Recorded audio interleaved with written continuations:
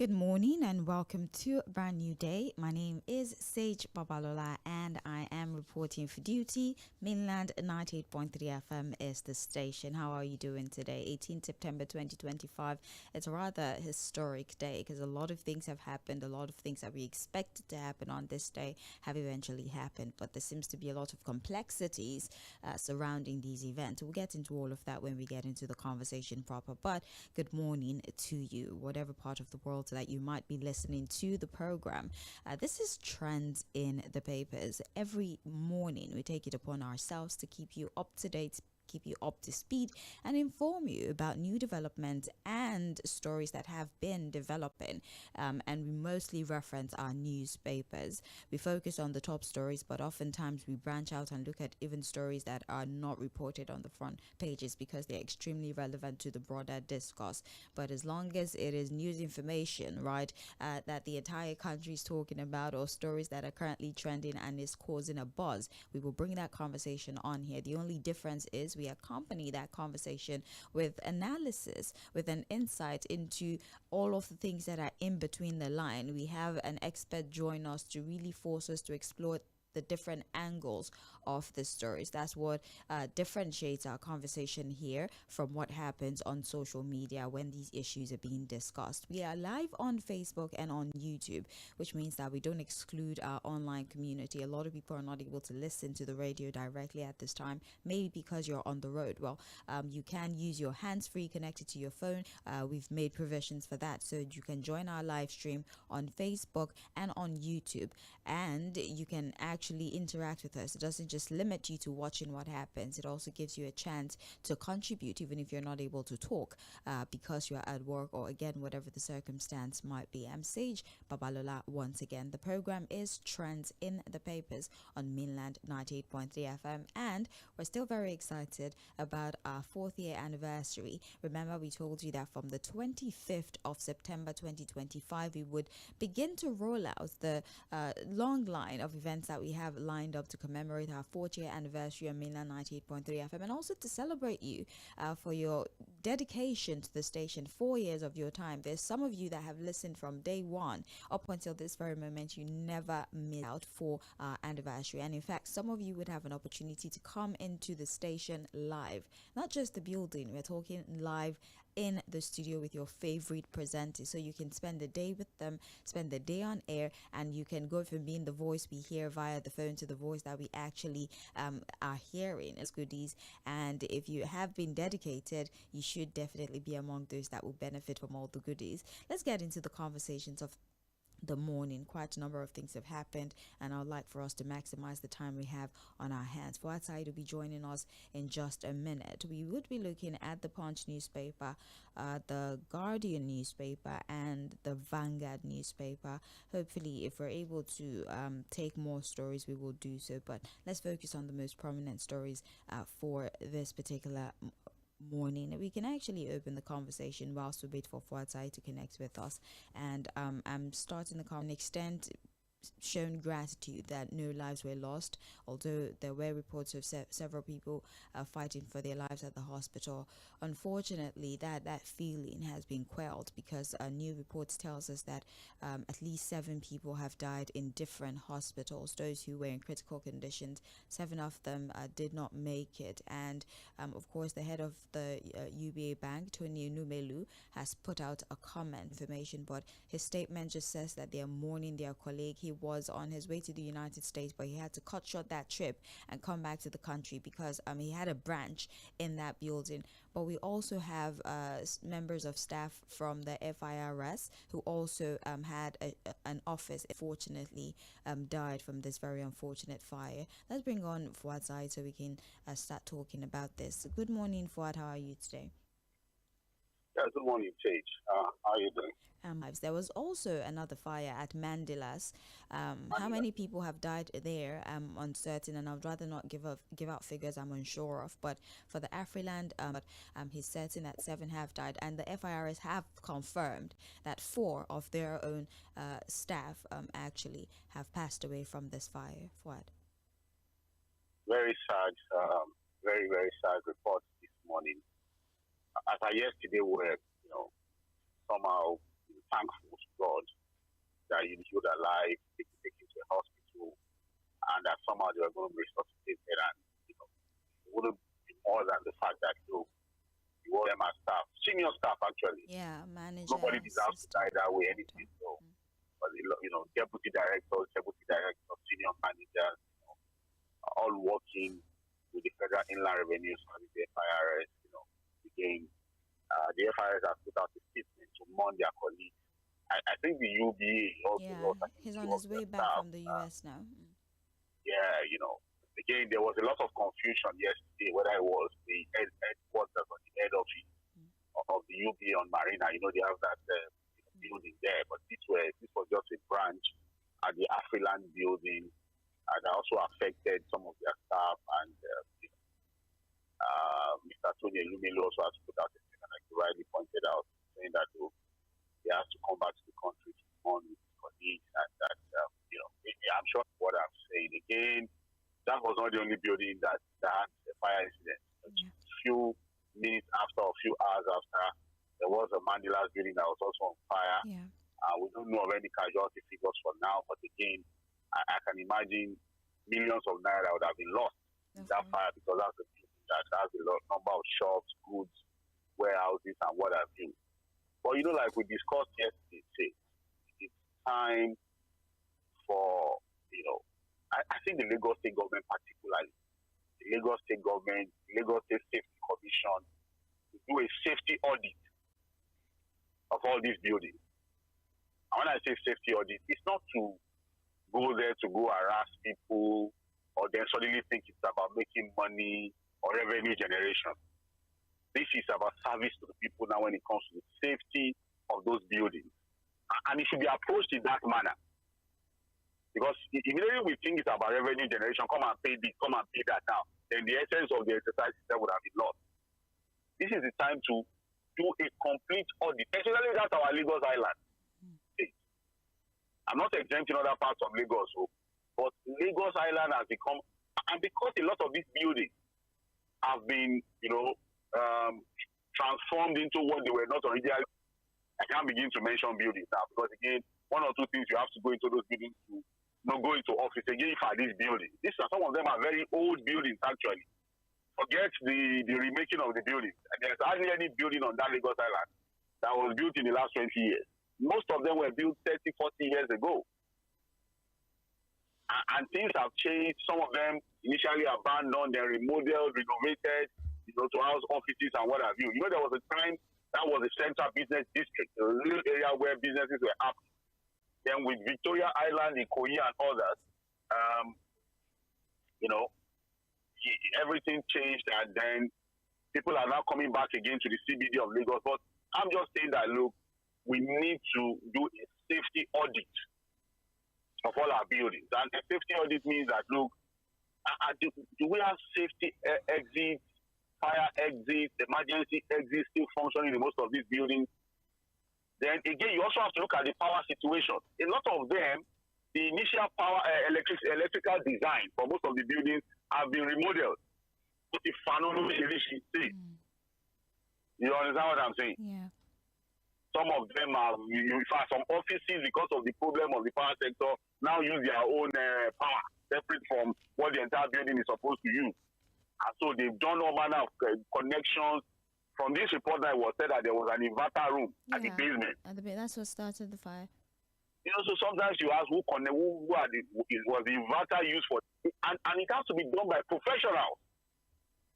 They have to check all of those things and certify most of. If the buildings are not safe for now, they can be evacuated until the buildings are certified sure. Because again, on social media yesterday, I think it was on X, Twitter, that somebody posted that, look, I've been working in most of. And I shared my experience with you yesterday. There was a time I went to the U.S. Embassy. I didn't know. I was just there for one or two things. And the next thing, we had a safety drill. And what they were doing was to drill their staff and visitors on the possibility of somebody bringing bombs into the building. And for like 30 minutes, I was seeing the way they were coordinating the whole thing. If this happens, this is what you're supposed to do. And it was beautiful to see, really. So it's a wake-up call. It's unfortunate it has happened. But it's better that we now begin to look at these things. And it's not just in Lagos. I would assume that also in other parts of the country, we may begin to look at the safety of buildings like this, commercial buildings, public buildings, high-rises in different parts of the country. How safe are these buildings for people? Well, really sad, really, really sad. Let's hope that this is an eye-opener on safety protocols, evacuation protocols in the case of fire. And also, as you said, the power sources, because most of these things are caused by surges. So there needs to be some sort of safety protocol for that as well. Our heart goes out to all of those who have lost family members. And I don't think there's anything that can make up for the loss of lives. That's the information regarding that. We're still live on Facebook at Mainland 98.3 FM, and we're streaming on YouTube as well. This is Trends in the Papers on Mainland 98.3 FM. Let's move on to other stories for outside. Tʀᴇɪᴅs in Rivers State. That is another story that a lot of people have thrown their 2 cents into. I would like us to use The Guardian for that report because they sort of explore many different angles to the story. The rider to that story: doubt, uncertainty in Rivers power tussle as Fubara returns, says PDP stalwart. COP faults Supreme Court silence on state emergency rule. Fubara's political future uncertain as PDP, APC jostle for loyalty. Ibas were leaving behind a legacy of discipline reform. Now, Rivers State erupted in jubilation yesterday as President Bola Tinubu lifted the 6-month emergency rule, reinstating facing diminished authority and unresolved power struggles. A chieftain of the APC, Tʀᴇɪᴅs, described Fubara as returning with zero powers, unable to make decisions without interference. Similarly, the national vice chairman of the People's Democratic Party statement is a hollow victory, leaving him a lame duck and raising broader questions about democracy being undermined by Godfather reinstatement of their democratically elected governor. In fact, some of them, according to the report, said that business was quite uncomfortable under the sole administrator. The streets were dry. It was not the usual bubbly River State, is what the residents are saying according to this report. But they are happy that Fubara is back. However, we have political stakeholders across different parties saying that it's good he's back, but how much power does he really have? He's like a lame duck. He's just there. He has no power whatsoever. Think of it as just a figurehead. That is their concern. And as the sole administrator left the government house, apparently he had a little bit of a showdown with his aides, the people who had worked with him during that 6 months, who claimed that their allowances were not paid to them whilst they worked for him in that 6 months. It was finally settled. Security agents had to step in to settle that. But I think the most prominent discourse here really for outside is how much power does Sims Fubara really have following his reinstatement? Well, it will be the power that is now allocated to him by the Godfather, headed by Abuja. That was a question I just answered. How much power, Abi? It is not the constitutional power, but the remaining power is the one they've allocated to him. You understand? If there's anyone any left anyway, if not, it's just going to be a figurehead. We are killing this democracy. We have killed the democracy. We are just about to bury it. We are hoping that maybe something will revive it. And we never knew that. Look, in fact, interment is already ongoing. Is that supposed to be victory? You probably will not understand why I feel the way I feel anytime we talk about this Rivers matter. And the fact that it's starting under President Bola Ahmed Tinubu, let's put respect into it. You don't understand. Say you are laughing. So that people understand what I'm saying. With his antecedents, what we used to know him for, Sage. I mean, Ford. So the man is, people are using the word lame duck. I was using for nothing practically. He became the occupier of the seat of governor. He's no longer the governor. Would you have preferred he had resigned? Maybe after the announcement of his reinstatement, he should have honorably said, I'm grateful, but I'll... And this is based on principles and personal conviction. But again, it will be difficult to say this anywhere because I'm not Fubara is not me. Right. I'm sure there are Nigerians who say, you will not do what he's saying. And you do. And I understand them. Because we are not really people, we are not people of printing money. You think it's easy to be governor? Because at the end of the day, politicians don't even see those positions. People say, if it's about service to the people, if Fubara will resign. But we know that, look, with this position, you are made.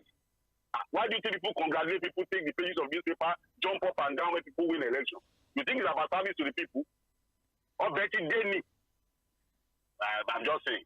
And he wakes up today to put out a statement, a very strong statement, for the sake of democracy and governance in Nigeria.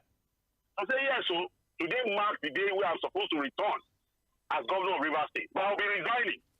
But let history be made that those that once stood as heroes of democracy are today the killers of democracy in Nigeria. So that it will be in history.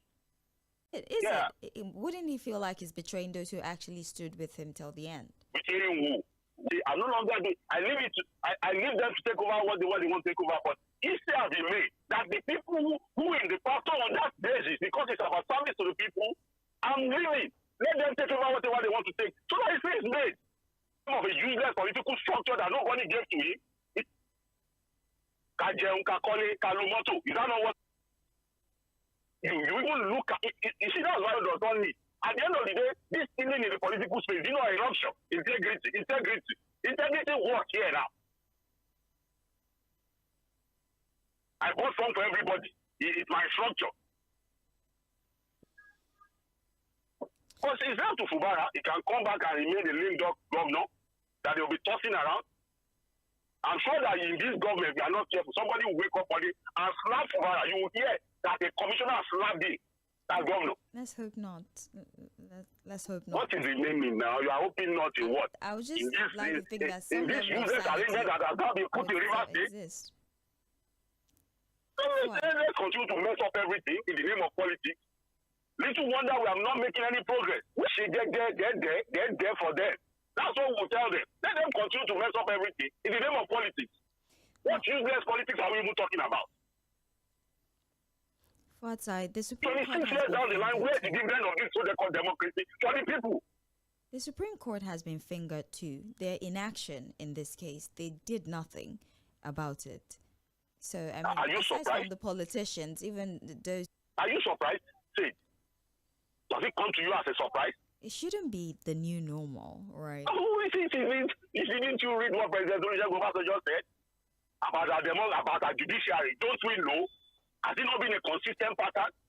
Can we really trust the judiciary at where we are now? Haven't we seen how everything has been messed up?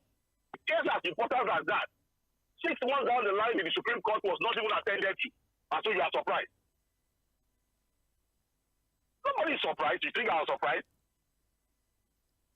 But what we are saying is that, yes, you know, our politicians will never learn.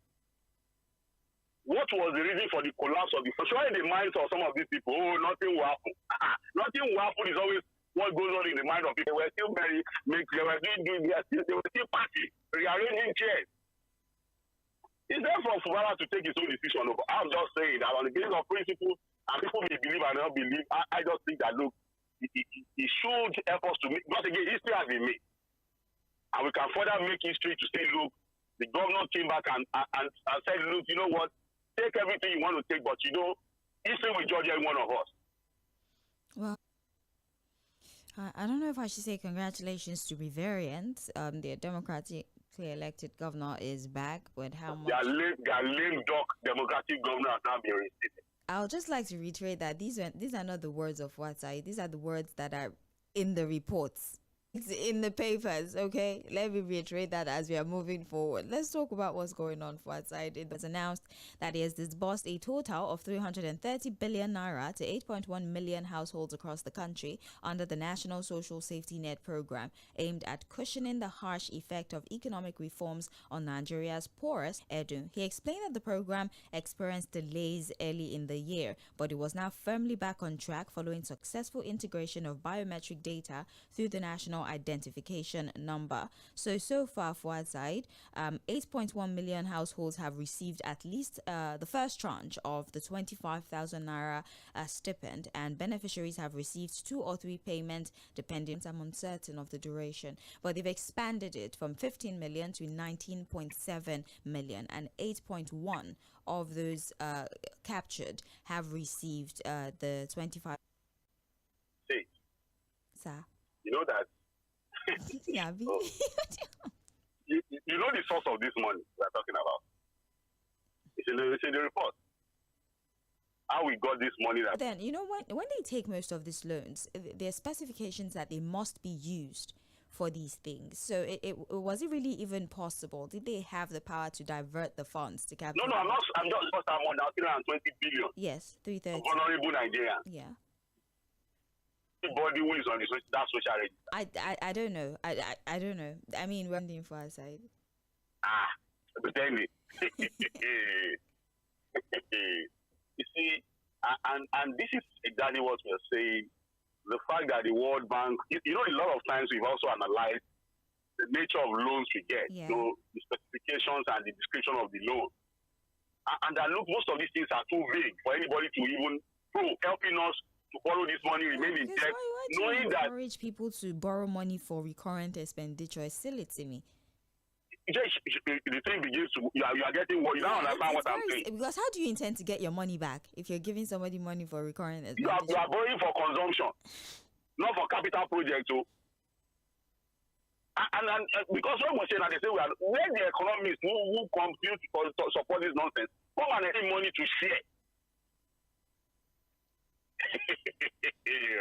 I do like this. How do you explain this one now? This money you are borrowing, that they said is about empowerment. How do you explain women empowerment? What in specific term does women empowerment mean? And with our corruption index, this what they say there's a social register. Who put the social register together? How? Where? And the funny thing, they begin to tell us now and argue with us now as if we don't know what we know. Half of the things we know we can't even say already. Yes, I've removed, you see? I've removed 10 billion. Remove them. And then this is another issue of you created a problem, you are now looking for solutions that will never work. Without you thinking through your policy, you've created multi-dimensional poverty. You are now borrowing money to dash out to people to want to solve the problem you have created without thinking. So you see, again, Nigerians should just go and take care of yourself. Let's talk about another thing. Well, they shared money to vulnerable. Are the vulnerable people okay now? They are no longer vulnerable with this money. I don't know that. Okay, I don't. 25,000. No, don't know that's not even possible. So they are still vulnerable. That's why I'm getting 330 billion. All these people. Their vulnerability might have reduced by like 2%. But they are still vulnerable. I mean, for 25,000 will not make you less vulnerable. Like you said yesterday, you starve 100 people, and then you give them a loaf of bread and say, trillion August revenue. That's FAC revenue. They shared 2.2 trillion naira. It's up. It's like 200 billion up from what they shared in July. I think they did 2 trillion in July, so they're doing 2.2. So they're sharing more money. Government is sharing more money. That's the story. Well, the president did say that they made more, right? They've met their revenue target, non-oil revenue target. So again, at the start of this government, it was always around 1.9 billion. Yeah. I think some 2 trillion, so 2 billion, right? Mm-hmm. What did they share now? 2.1 trillion. 2.2 trillion. Yeah, so it's like 200 billion more than what they did in July. Yeah. Exactly. So about 1.9 trillion. At some point they did 2 trillion, but again, this August they shared 2.2 trillion. Yeah. So more money gets into the hands of government at all levels, right? Yes, now federal, state, local. Sharing more money. Yeah. And how has that translated into better living for the people? That's the question. Sorry, I cannot help you there. All right. So that's the information that, if you care, your local government chairman, if they get the money, if the money gets to them. Well, there's been a change of guard on the local level, so let's hope that these ones are different and they actually. The structure of receiving money as it is, the governors are still not allowing it to get into them directly. Or we started to implement the direct payment. No, there's no information regarding that. Actually, there's nothing. This is still trends. The information here is that there's more money for government yes, to share. There's money available. So that's 98.3 FM is how you find us on Facebook and on YouTube. It's trends in the papers. We're looking at the Punch newspaper. It's because I've been talking about money. That's why numbers are in my head. Okay. So the federal government has voted 300 billion naira to power electricity supply in teaching hospitals and universities across the country. Abubakar Bichi, member representing Bichi Federal Constituency, and the chairman, House Committee on Appropriation, disclosed this on Wednesday at the unveiling of a solar hybrid intervention project in the Aminu Kano Teaching Hospital. He was quoted by news agency as stating that the initiative was part of President Bola Tinubu's administration's commitment to end recurring power outages in critical sector. So allocations have been made. I'm trying to scan through the report to see if disbursement and vacities. So that's the report. So are we talking about solar or investment? Well, there's this solar hybrid intervention project in Kano. So I would like to think that replicating that across. Yeah, okay, so let's think that system with priority given to institutions that provide a to really follow through to ensure that look, these things are done. This does not become nothing installed. Let's hope. Again, you've talked about allocation. Has this money been disbursed? Then again, we should hope that the contractors who get these jobs do a good job. Right. Not the solar one that, at the end of the day, they will know that they install solar, but they can't even use it for anything. So let's hope that these monies are properly used when they are disbursed. Give contractors who know what they are doing the job,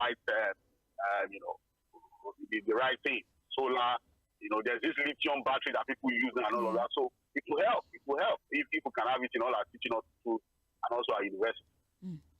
Well, or let's just hope that it is properly done and the monies are disbursed and the right people get the job. All right then. I never knew the man is such. I had no idea that he was like this. But he's not playing with anybody. The man is not good.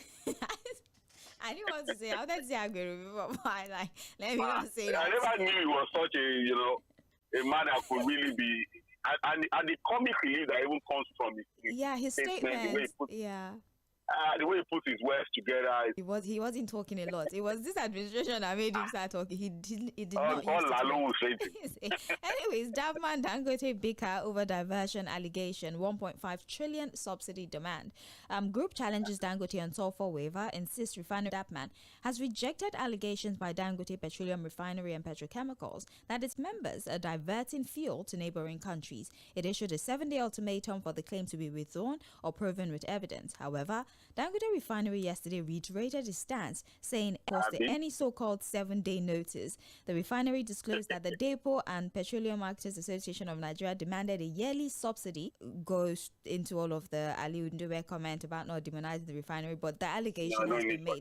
Dangote says 1.5 trillion is what that man was demanding, and that they were diverting fuel to other countries. And he says, if you don't like what I've said, go. I think this dark man, these man people that we have in the oil sector, they have to understand that things have changed. It can't be business as usual. Because they have to live with the reality of that refinery. And you know what, Sage? If you remember, these guys, because again, they are still saying that Dangote is not able to meet our domestic needs. Yeah. And the man is telling them, you say I cannot meet our domestic needs. How am I able to export despite still supplying the local market? Despite what you have said, on a daily basis, there are reports of people coming from all over the world to come and pick my product. So how am I able to still meet the international demands for my product? If you say I don't have the capacity. I remember in the past I told them, has there been any time that people come to my facility? I said, because if it was still about importation, the way the whole thing was regulated and subsidy is gone, we would have still been back to the claim of subsidy by these guys. That's what Dangote is even saying. Because what they would have said is, by now, with that their network, they would have pushed the price of PMS to about 1,500. For almost a year, there was still some partial form of subsidy. That was when it was called, it was this intervention, or you remember now? There was a word that was used there. That's not intervention. Because at that point, it was still more about importation. And the government was still trying to manage the price, understand that things have changed and they need to rework their business model. These were the same guys who, if there was anything called fraud in the subsidy regime, how was the fraud happen? Was it not by putting southern Nigeria into hardship and suffering? And so a man is producing locally and they are up and down. They are training 7 days. 7 days, 7. Go to God. They even reiterated. The funny thing, why they have been threatening the whole nation, they will shut down this, they will shut down that, no pen will do this. Dangote has gone to, I talked about the National Industrial Court. Right. Dangote lawyers have gone to court ahead of them. Why they are still busy issuing threats, going on strike, and threatening the whole of the country? And I talked about the National Industrial Court. Dangote is this, Dangote is that. Those were guys who looked at NNPC running a fraudulent monopoly for years. And it was going to court. 30 seconds to leave this. I don't know if the Senate would really care about the comments by the NBA. If they tell the court that you cannot pull out in our issue, I really don't know what the NBA can do regarding her resumption. But I just see the NBA going to do for her. We are still making history, good or bad. We are making history, right? If Natasha resumes, they should block her the way they did the last time. Because again, the same people that told the court, you cannot really. We have our rules. There's a separation of powers. You cannot be overtaking even the case. Right. The issue of suspension itself, the month of suspension has elapsed. Yeah. It's not like even the rivers. Just imagine the president comes back and say, "Oh, Mubarak cannot return yet," because these people have gone to court. Right. So just again, events are overtaking this thing, but again, I think we are in the era of might is right. Awala wambe. Is that not what we are seeing? But that's inappropriate. We can do and undo. Well, maybe the courts should just, I don't know, expedite this process, do something. Again, we can't preempt the court. Now? The court that gave, initially the judge even gave a judgment that was difficult to interpret. Okay. He didn't even know what the OT was. What he was got to beg you. Let's just go. Okay, thank you so much for your analysis. I'm going to go on a break so that we can come out for Mainland Focus. It's over Mic Thursday, so you get to play the role of analyst. Whatever story you choose is at your own discretion.